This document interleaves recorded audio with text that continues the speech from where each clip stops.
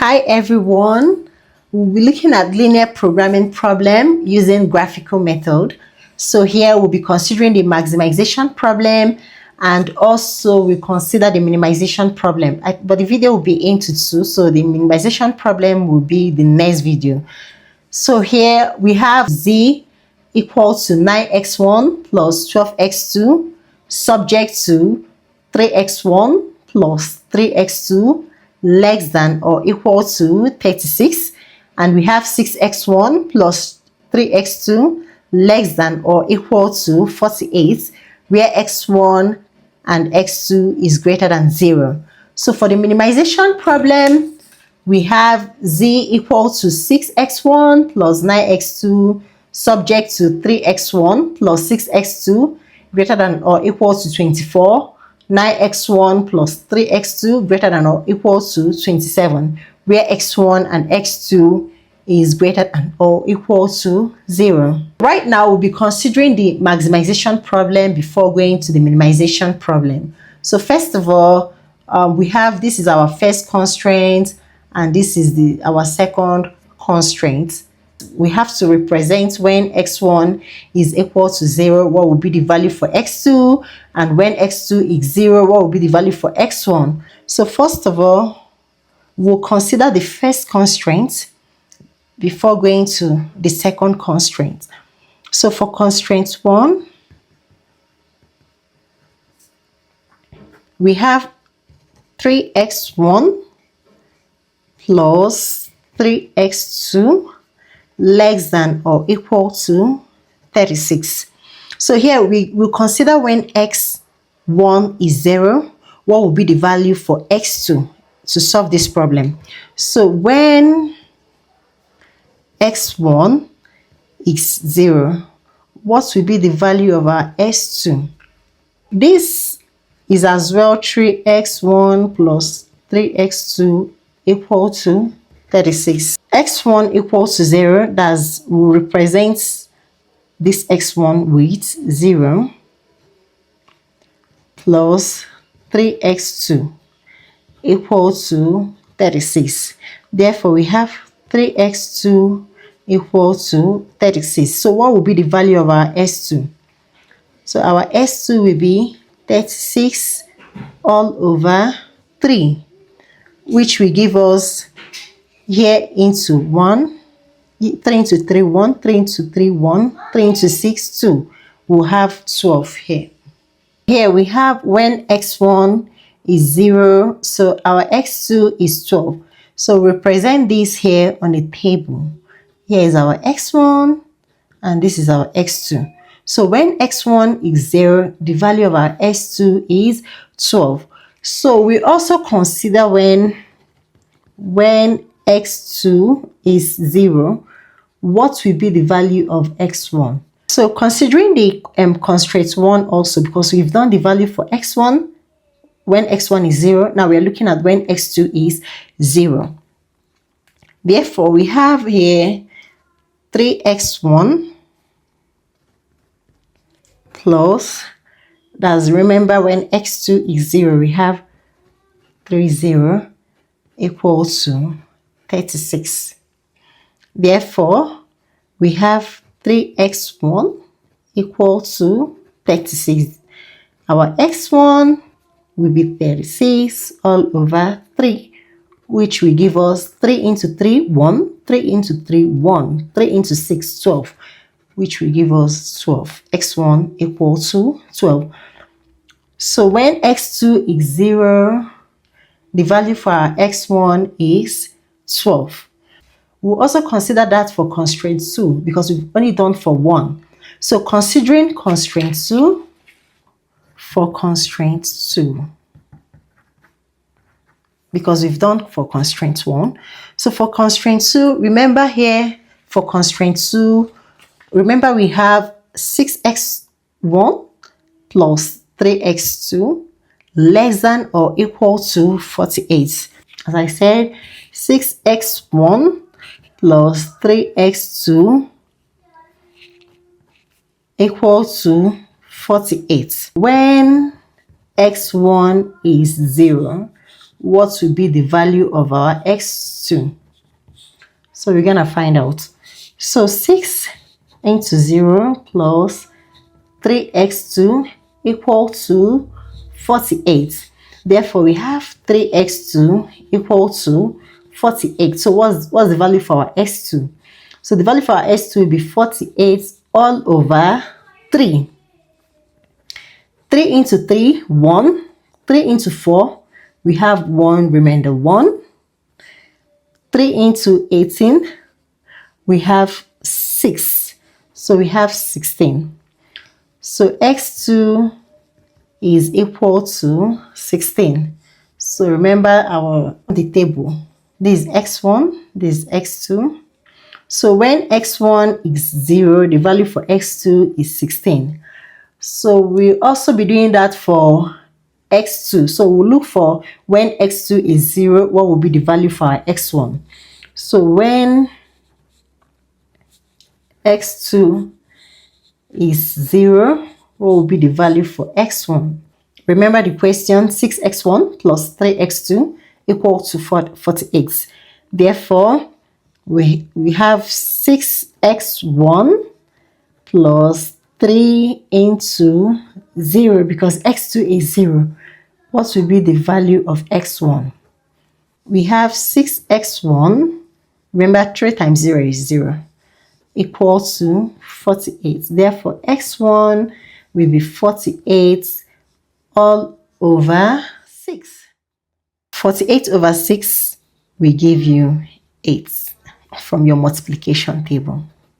So because 8 times 6 is 48. Therefore, remember to represent when x2 is 0, the value for x1 is 8. Remember this question is using graphical method.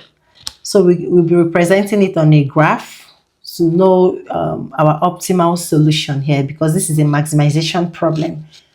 We also have for simplest method, but that is a different video altogether. Let's represent it on a graph. So we represent this thing on a graph to know our optimal solution. Here we have the y-axis and we have the x-axis.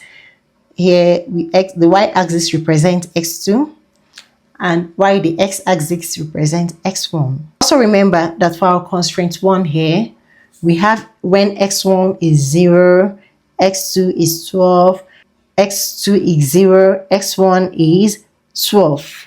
Same thing for the second constraint, which is constraint 2. We have when x1 is 0, x2 is 16.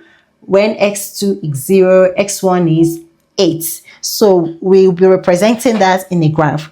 For constraint 1, when x1, this is x1, this is x2. When x1 is 0, our x2 is 12, right? And when x2 is 0 and our x1 is 12. This is for the first constraint. So we draw a line. We have our line here. For the second constraint, remember our second constraint here says when x1 is 0, x2 is 16, and when x2 is 0, x1 is 8.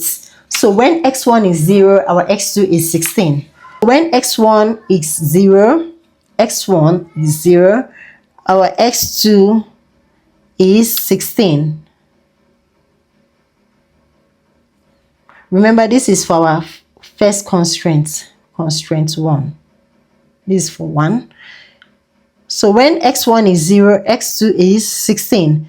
And when x2 is 0, the value for x1 is 8. So we have 8 here. So we join the two lines together. This line is for our second constraint.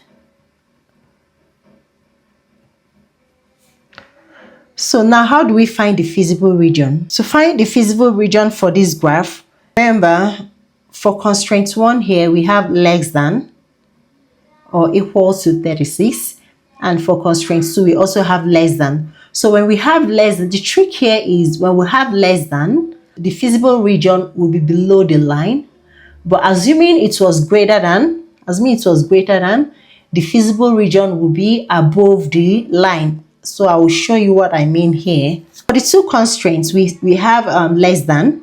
So for constraint 1, which is from here to here, if you can remember, so since it's less than, the feasible region will be here below the line. Everything here is the feasible region. Everything here for constraint 1 is the feasible region. So everything below here is the feasible region for constraint 1. Why for constraint 2? We still have is less than. So everything below this line from here to here, remember I'm trying to show you the trick. Everything below the second constraint is our feasible region. So right now, our feasible region for these two lines, the intercept of the line is here. So from here we have, remember I'm just showing you the trick on how you can get your feasible region. So when we look at these two graphs, we can see the second constraint, which is from here to here, is the second constraint, and the first constraint is from here to here. Look at this graph, we'll see that the second constraint didn't extend to this line. So our feasible region is everything within this area. Everything within this area. So here, I'm just showing you the trick on how you can find your feasible region.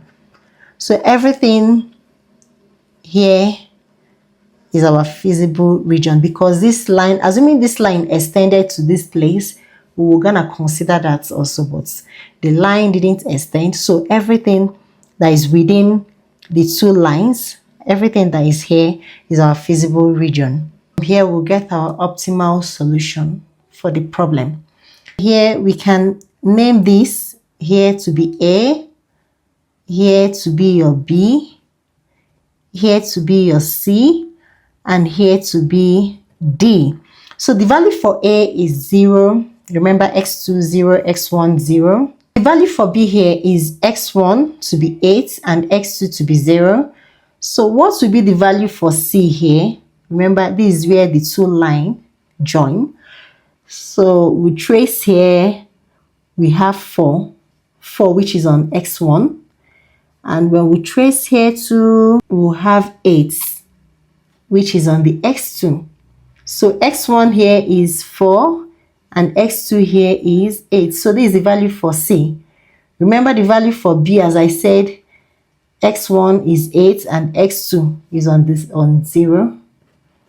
For D here, we have x2 to be 12 here and x1 to be 0. Therefore, we have 0, 12. We have Z for A equal to x1 0, x2 0. So with this, we'll get our optimal solution. For Z for B, we have x1 to be 0, x2 to be 0.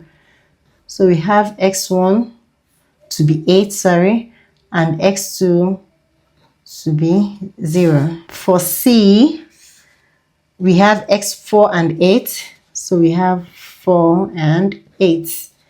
For D, we have 0 and 12. So for D, we have 0 and 12. So after this, we'll represent this in our objective function.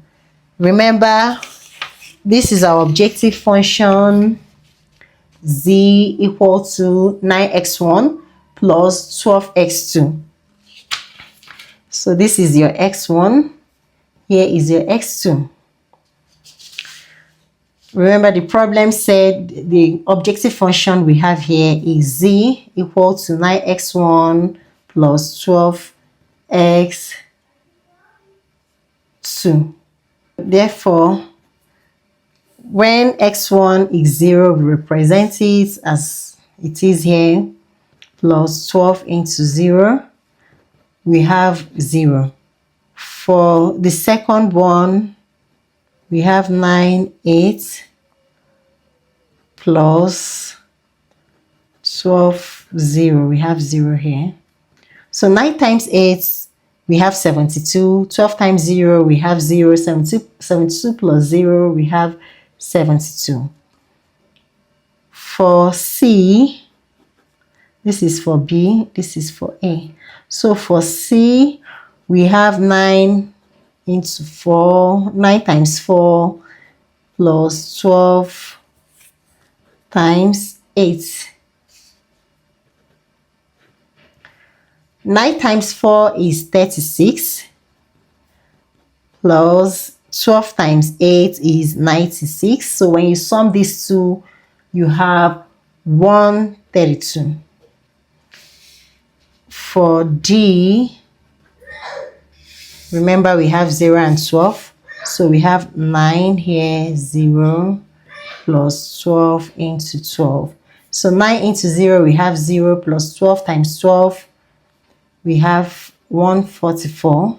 144 plus 0, we have 144. So from here, we have A for 0, B 72, C 132, 144. Remember, this is a maximization problem. So since we have this is a maximization problem, so 144 is the highest number here. Say the Z value is maximum for the corner point D, where x1 is 0 and x2 is 12 with Z optimum. We'll say the Z value is the maximum for the corner point D, where our x1, remember this is the highest, where x1 is 0 and x2 is 12 with the optimum 144. So this problem, the optimal solution here is 144.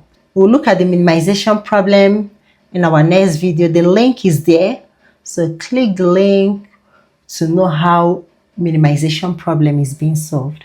Thank you. Bye. And make sure you subscribe to this channel.